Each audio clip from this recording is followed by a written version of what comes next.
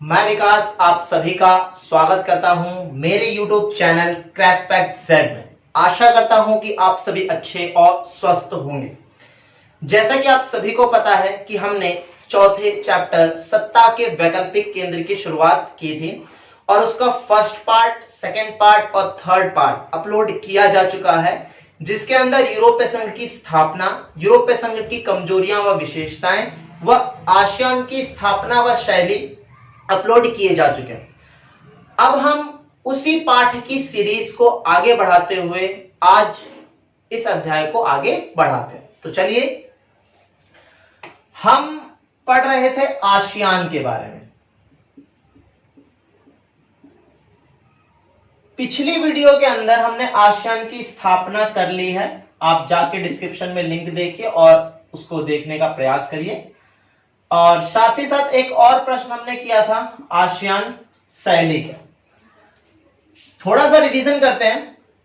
8 अगस्त 1967 को इसकी स्थापना हुई बैंकॉक समझौते के जरिए। जब स्थापना हुई तो इसके 5 देश थे और बाद में 5 देश और जुड़ गए। शैली क्या है? अनौपचारिक टकराव रहित सहयोगात्मक मेल मिलाप का एक उदाहरण, जिसमें राष्ट्रीय व संघ की भावना जागृत हो, उसे ही आसियान शैली कहा गया। अब आज हम एक नया प्रश्न करेंगे और अति महत्वपूर्ण प्रश्न है। और प्रश्न है आपका कि आसियान के 3 स्तंभों की व्याख्या करें। प्रश्न है आपका आसियान के 3 स्तंभों की व्याख्या करें। तो आसियान के 3 स्तंभ कौन कौन से? तो आसियान के 3 स्तंभ सबसे पहले बने कब? आसियान के जो 3 स्तंभ हैं वो 2003 में बने। और तीनों जो स्तंभ हैं वो कौन कौन से हैं? पहला है आसियान आर्थिक समुदाय, दूसरा है आसियान सुरक्षा समुदाय, तीसरा है आसियान सामाजिक व सांस्कृतिक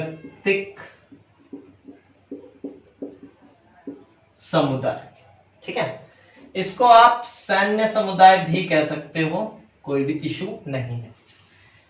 अब आपको एक बात ये पता ही होगी कि कोई भी जब संघ बनते हैं तो वे संघ अर्थात आपस में जो देश मिलकर एक संघ बना रहे हैं, वे अपनी आर्थिक स्थिति को, अपनी सैन्य व सुरक्षा स्थिति को, अपनी सामाजिक व सांस्कृतिक स्थिति को विकसित करने और उसका विकास करने की कोशिश करते ही रहते हैं।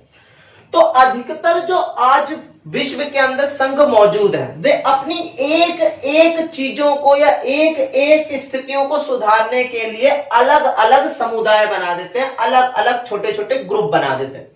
जैसे आसियान ने भी अपनी आर्थिक स्थिति को सुधारने के लिए, आर्थिक समस्याओं को सुधारने के लिए आसियान ने क्या बना दिया? एक आसियान आर्थिक समुदाय। अब अगर आर्थिक समुदाय बनाया है तो आर्थिक समुदाय आर्थिक जगत की संबंधित बातें करेगा, सुधार करने की कोशिश करेगा, सजेशंस देगा। तो इन्होंने क्या किया? आर्थिक समुदाय ने यह बोला कि आसियान के सभी देशों के मध्य, आसियान के सभी देशों के मध्य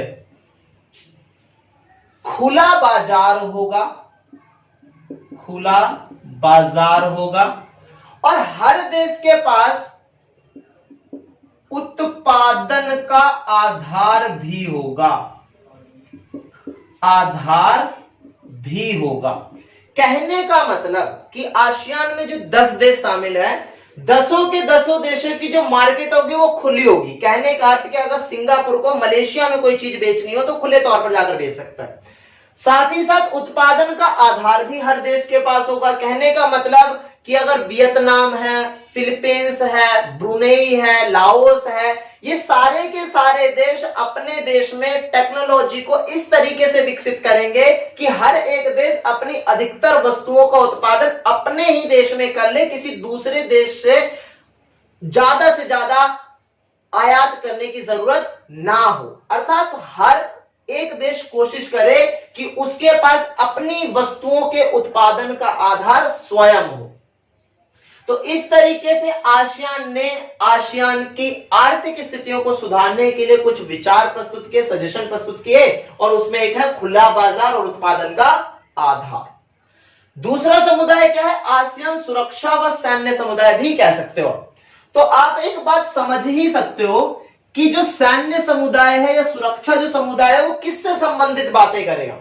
तो आसियान जो सुरक्षा समुदाय है उसका एक मेन कहना यह है कि आसियान के सारे जो 10 देश हैं वे 10 के 10 देश आपस में कभी भी क्या ना करें, गृह युद्ध ना करें।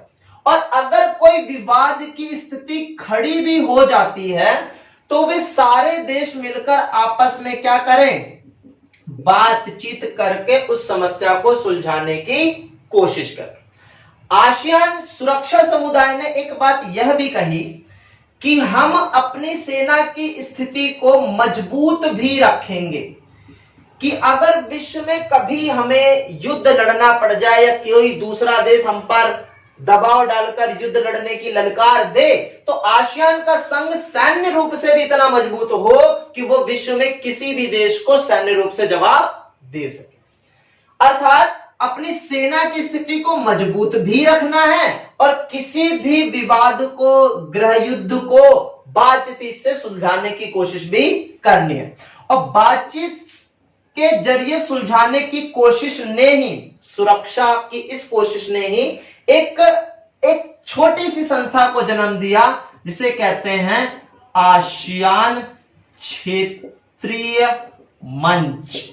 ये आसियान क्षेत्रीय मंच क्या है कि अगर आसियान के देशों के मध्य अगर कोई भी विवाद है तो वे इस मंच पर आकर अपने विवाद को समस्त देशों के सामने जाहिर कर सकते हैं और उस विवाद को जल्द से जल्द बातचीत के जरिए सुलझाया जा सकता है। इस आसियान मंच का प्रयोग 10 देश तो कर ही सकते हैं, पर आसियान ने यह मंच पूरे विश्व के लिए भी मुहैया कराया है कि अगर विश्व में कोई भी देश जिसकी बात कहीं भी ना सुनाई दी जा रही हो या फिर वो अपनी बातें नहीं कह पा रहा हो तो वह आसियान क्षेत्रीय मंच पर आए और अपने विवादों का, अपनी बातों का, अपनी समस्याओं का जिक्र पूरे विश्व के सामने कर सकता है। तीसरा है आसियान सामाजिक व सांस्कृतिक समुदाय। तो आसियान सामाजिक, अब एक बात जनरल आप समझ ही सकते हो कि आसियान में अगर 10 देश हैं तो 10 तरीके का समाज भी होगा, 10 तरीके की संस्कृतियां भी होंगी, हो सकता है 10 से ज्यादा ही हो क्योंकि एक देश के अंदर भी बहुत सारा समाज होता है, बहुत अलग अलग तरीके की संस्कृतियां भी होती हैं। तो आसियान ने यह प्रयास किया कि ऐसा ना हो कि आसियान में है तो 10 देश पर किसी एक ही देश का समाज आगे बढ़ता जा रहा है, किसी एक देश की संस्कृति आगे बढ़ती जा रही, तो ऐसा ना हो।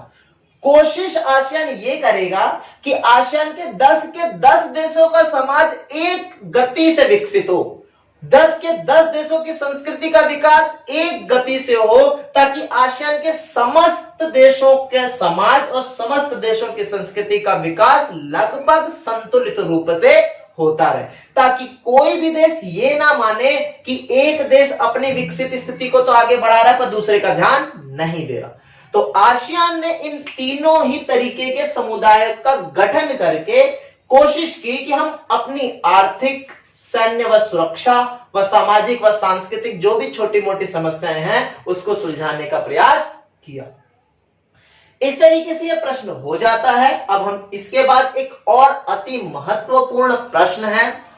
प्रश्न कुछ इस प्रकार से है कि आसियान विजन 2020 क्या है। आपको बता देता हूं कि यह प्रश्न इतना इंपॉर्टेंट है कि सीबीएसई बोर्ड के अंदर भी इसके बहुत चांसेस होते हैं कि आ ही जाए। तो प्रश्न की गंभीरता को जरूर समझना और अच्छे से समझना। प्रश्न है आसियान विजन 2020 क्या है। प्रश्न आपको सामान्य सा नजर आ रहा होगा, पर प्रश्न की गंभीरता बहुत ज्यादा है। पहले शब्द समझते हैं कि विजन का अर्थ क्या होता है। विजन का अर्थ होता है लक्ष्य। हम कहते हैं ना कि मेरा विजन है कि मैं 12th में 90% नंबर गेन करूं, इस सब्जेक्ट में 95 प्लस मारूं। तो जब हम विजन की बात करते हैं तो विजन का अर्थ होता है लक्ष्य।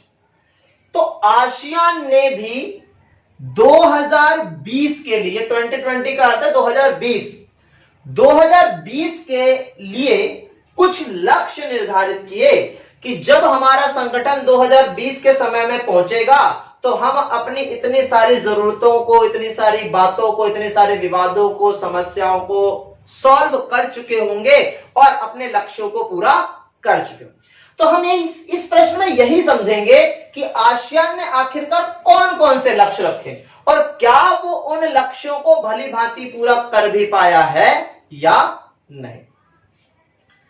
तो उत्तर आप देखोगे इसका।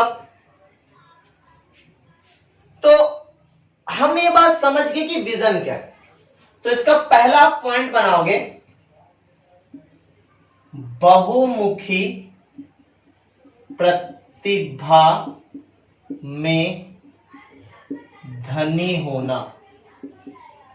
मतलब आसियान ने 2020 के लिए एक उद्देश्य या एक लक्ष्य निर्धारित किया कि हम बहुमुखी प्रतिभाओं में धनी होंगे। बहुमुखी मतलब, बहु मतलब बहुत सारे, मुख मतलब बहुत सारे मुख। कहने का मतलब कि आसियान चाहता है कि हम बहुत सारी प्रतिभाओं में, प्रतिभा कैसी हो सकती है, कला से जुड़ी हुई, साहित्य से जुड़ी हुई, टेक्नोलॉजी से जुड़ी हुई, विज्ञान से जुड़ी हुई, शिक्षा से जुड़ी हुई, मतलब बहुत सारी प्रतिभाओं में क्या होना है, धनी। धनी का अर्थ यहां पे यह है कि जब 2020 आएगा तो आसियान समस्त प्रतिभाओं में इतना ज्यादा अग्रणी होगा कि जब विश्व में कोई ये पूछे कि साहित्य में सबसे आगे कौन है, कला में सबसे आगे कौन है, विज्ञान में सबसे आगे कौन है, सुरक्षा के, टेक्नोलॉजी को लेकर सबसे आगे कौन है, तो आसियान ये कोशिश करेगा कि 2020 तक हम सारी प्रतिभाओं में धनी हो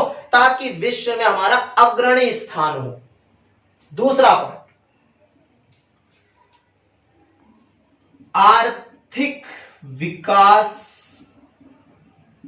का उच्चतम स्तर। आसियान ने यह कोशिश की कि 2020 जब आएगा तब हमारे संघ की आर्थिक स्थितियों का विकास इतना तेज हो कि विश्व में जब 2020 में रैंकिंग निकले कि विश्व में सबसे तेज आर्थिक विकास किसका हो रहा है, तो विश्व में उस रैंकिंग में जब नाम आए तो वो किसका हो, आसियान का। तो मतलब आसियान जब एक संगठन बना भी था तो उसका मेन फोकस आर्थिक जगत को लेकर ही था। जैसे कि आपने नाम सुना होगा सिंगापुर, तो सिंगापुर का नाम आर्थिक जगत से बहुत ज्यादा फेमस है क्योंकि वहां पे बहुत पैसा है, बहुत अमीर लोग रहते हैं, बड़ी बड़ी मल्टीनेशनल कंपनीज है, बड़े बड़े अरबपति वहां रहते हैं। क्यों? क्योंकि आसियान ने सबसे मेन फोकस किस पे किया है, आर्थिक जगत पे। और आर्थिक जगत को ही इन्होंने क्या बना लिया था अपना विजन, कि 2020 तक जब विश्व में आर्थिक जगत की रैंकिंग आएगी, आर्थिक जगत की जब तुलना की जाएगी पूरे विश्व में, तो सबसे आगे आसियान हो। ठीक है। तीसरा है आंतरिक विवादों को सुलझाना। आंतरिक विवादों को सुलझाने का अर्थ क्या है? विवाद दो स्तर पर होते हैं। एक होता है अंतरराष्ट्रीय व्यापार, अंतरराष्ट्रीय विवाद, ठीक है, और एक होता है आंतरिक विवाद। जब हम अंतरराष्ट्रीय विवाद की बात करेंगे तो देश का देश के साथ विवाद होगा, और जब हम आंतरिक बात करेंगे तो घर के ही अंदर या ग्रह के अंदर ही कोई ना कोई विवाद है। तो आसियान कितने देशों का समूह है? 10 देशों का समूह है। तो हमें पता है कि कोई भी समूह कितना भी अच्छा क्यों ना हो, किसी न किसी मसले को लेकर तो नोकझोंक रहती है। ऐसा कहा जाता है कि विश्व राजनीति के अंदर कोई भी देश ना तो किसी का दोस्त है और ना ही किसी का दुश्मन। हर एक देश अपने सिचुएशन को देखकर दोस्त बन जाता है और हर एक देश अपने सिचुएशन को देखकर किसी का दुश्मन बन जाता है। तो इंटरनेशनल पॉलिटिक्स में ना ही कोई किसी का पर्सनल फ्रेंड है, ना ही परमानेंट फ्रेंड है और ना ही परमानेंट एनिमी। तो आंतरिक विवादों को सुलझाना है, तो आंतरिक विवाद किसके मध्य है? तो एक विवाद है पूर्वी तिमोर का, पूर्वी तिमोर का, और एक विवाद है कंबोडिया का। आसियान ने कोशिश की थी कि हम दोनों ही विवादों को 2020 तक सॉल्व कर लेंगे, और आसियान की यह कोशिश कंबोडिया के विवाद को सुलझाने में सफल हो गई, और पूर्वी तिमोर के विवाद को सुलझाने में अभी भी प्रयास जारी है कि पूर्वी तिमोर के विवाद को जल्द से जल्द सुलझा लिया जाए।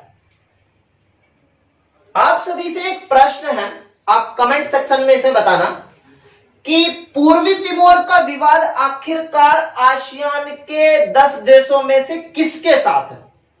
कोशिश करना कमेंट में आंसर जरूर देना।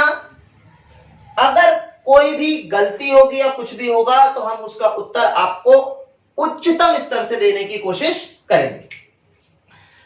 इसके बाद एक चौथा और एक बहुत प्रमुख पॉइंट है जो आज की राजनीति में बहुत ही ज्यादा विद्यमान और बहुत ही ज्यादा प्रखर रूप से दिखाई दे रहा है, जिसे आपने सुना होगा दक्षिणी चीन सागर का विवाद।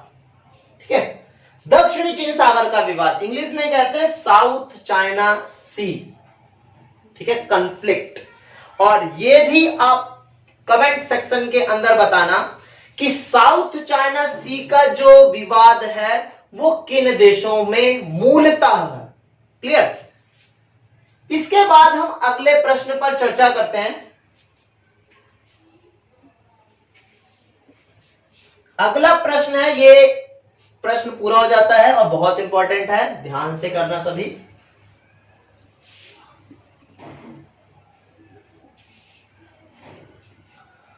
अब प्रश्न कुछ इस प्रकार है कि भारत ने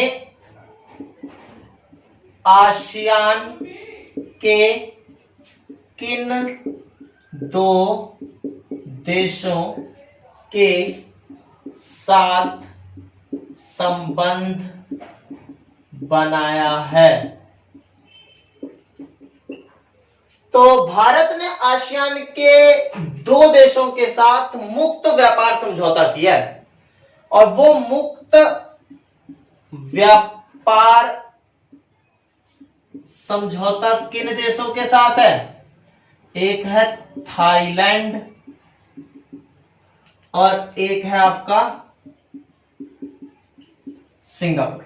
ठीक है, बट ऐसा नहीं है कि हमने सिर्फ 2 ही देशों के साथ संबंध बनाए।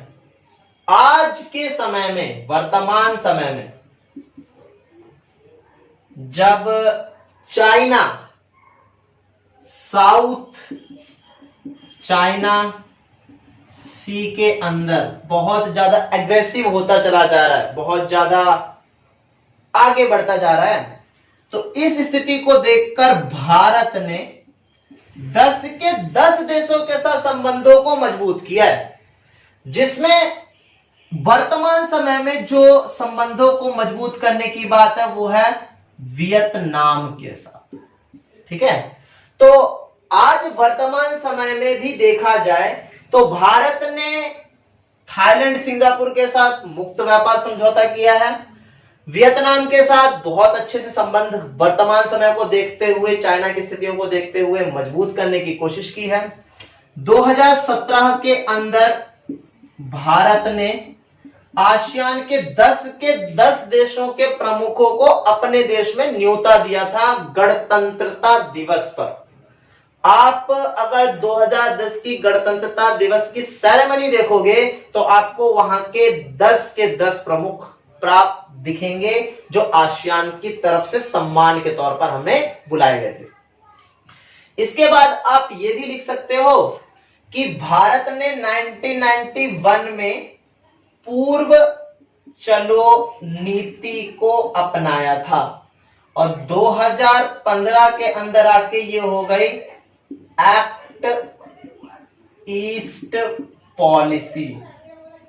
ठीक है, तो इस तरीके से भारत ने आसियान के साथ भी बहुत अच्छे से संबंध स्थापित किए हैं ताकि आसियान के साथ भारत भी अपनी समस्त जरूरतों को पूरा कर सके और क्षेत्रीय स्थितियों को देखते हुए, क्षेत्रीय विवादों को देखते हुए अपनी अंतरराष्ट्रीय स्थितियों को मजबूत कर सके। इस तरीके से आसियान का ये टॉपिक हो जाता है। और आज जितनी भी बातें हमने कमेंट सेक्शन में बोलने के लिए कहा है तो प्लीज आप कमेंट सेक्शन में जरूर उनका कमेंट जरूर कीजिए। और साथ ही साथ मैं आपको एक इंफॉर्मेशन देता हूं, टेलीग्राम के अंदर हमने अपना एक चैनल जरूर बनाया है विकास सर क्रैक फैक्ट्स करके। उस पे हर चैप्टर की पीडीएफ अपलोड हो रही है और करंट में जो इशू आप देख रहे हो न्यूज चैनलों पर और इंटरनेशनल पॉलिटिक्स में, उससे संबंधित नोट्स भी हम उसमें प्रिपेयर कर रहे हैं। तो आपको अगर नोट्स करंट सिचुएशन के भी चाहिए और साथ ही साथ अगर आपको नोट्स क्लासेस के भी चाहिए तो आप हमारा टेलीग्राम चैनल जरूर ज्वाइन कीजिए। इसी के साथ सभी को नमस्कार। टेलीग्राम ऐप को डाउनलोड करने के लिए आप सबसे पहले प्ले स्टोर पर जाइए। प्ले स्टोर पर जाकर टेलीग्राम सर्च कीजिए और टेलीग्राम सर्च करने के बाद आप उसे डाउनलोड करें और डाउनलोड करने के बाद आप उसे ओपन जब करेंगे तो आपके सामने काफ़ी पेजेस खुलेंगे और आपको सर्च बार में जाकर विकास सर क्रैक फैक्ट्स करके सर्च करना है। विकास सर क्रैक फैक्ट्स करके सर्च करना है तो आपको हमारा चैनल दिखेगा और आपको हमारे चैनल को क्या कर लेना है, ज्वाइन कर लेना है। जैसे ही आप ज्वाइन हो जाओगे उसके बाद आपको इस चैनल पर काफ़ी सारी पीडीएफ्स और हमारे चैनल की सभी वीडियो की नोटिफिकेशन मिल जाएगी ताकि आपके लिए आसानी हो।